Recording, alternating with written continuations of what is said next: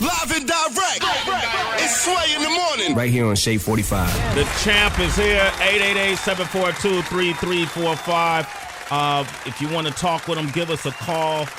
I had a chance last night. I just came back from a family reunion late last night, and I had your documentary. It's a new documentary. It's called The Good Son, the Ray Mancini story.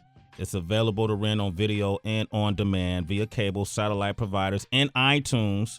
You could get that now, right? Yes. It's available now. Yes. Yes. And for those that don't know, Ray Boom Boom Mancini comes from a long lineage of boxers, and that came out of Youngstown, Ohio. And in the late 70s and the 80s, you were the equivalent to a Manny Pacquiao or a Floyd Mayweather or Sugar Ray Leonard or you were put in that caliber at one point. And I say Sugar Ray because in the 1976 Olympics, when the Olympic team won all those gold medals, is when they made the lighter weight divisions became more popular and TV friendly. And you were one of the first of the smaller fighters to kind of have that kind of appeal of a Muhammad Ali, correct? Well, Ray Leonard in that group from the 76 certainly did bring the attention. And then Ray himself, because he stood out above them all out of that class. And, it's the only time in history, through history, every boxing decade, the heavyweight champion of the world has always been the number one attraction, from Jack Johnson to Jack Dempsey to Joe Louis, Rocky Marciano, Muhammad Ali to Mike Tyson. The 80s was the only time that the heavyweight wasn't the main attraction, even though he was a great fighter. Larry Holmes, one of the 5 top heavyweights of all time. Yeah. But at that, he was superseded by Ray Leonard, Tommy Hearns, and Marvin Hagler, and Roberto Duran, and that group of the welterweights. Then, of course, you had the great Latin fighters, Wilfredo Gomez, Hector Camacho, and Pepino Cuevas. Yeah. And Chavez actually was after. He was after? Right. Okay. But and then you had Aaron Pryor and Alexis Arguello. So it was a great time for the lighter weights at that time. And I'm just so proud to be part of that decade. In this documentary, The Good Son, the Ray Mancini story, you learn a lot about you. One of the pivotal moments in your life and in your career that everybody associates with you is the fight that happened in 1982 against Duke Koo Kim. Right. And as a result of that fight, it was such a battle. It was like two gladiators going head to head. The brain damage that he suffered, he passed away soon after. But in this documentary, and I want to touch on that because in this documentary, it doesn't just talk about that moment. It parallels the relationship between a father and a son. Your father and you, right. And Kim's being the father of Jawan, is that his G1, son? Right. G1, and what G1 and his family had to go through as a result of his death.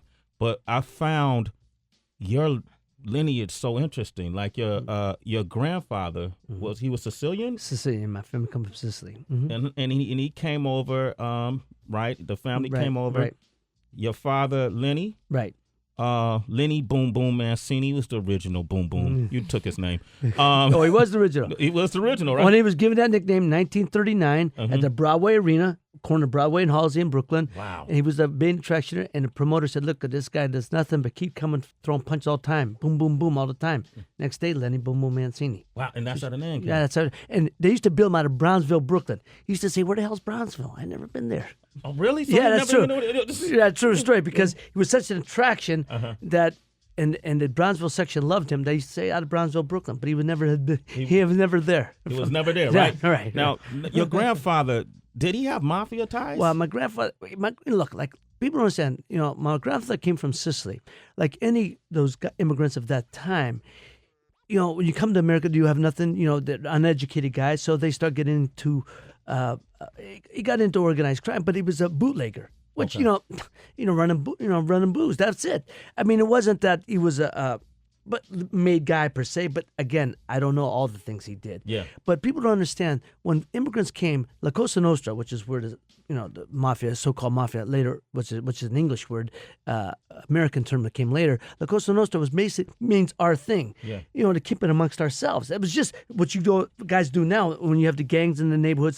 We want to keep it amongst ourselves. Keep our territory. Yeah. That's basically what it was. So it's like when they came to America and you had the Jews and you had the Irish and Italian gangs here, they wanted to keep it in their neighborhood, keep our thing. When people would try to come in and take their things, how do you defend your property? Well, through violence. Eventually it comes to violence.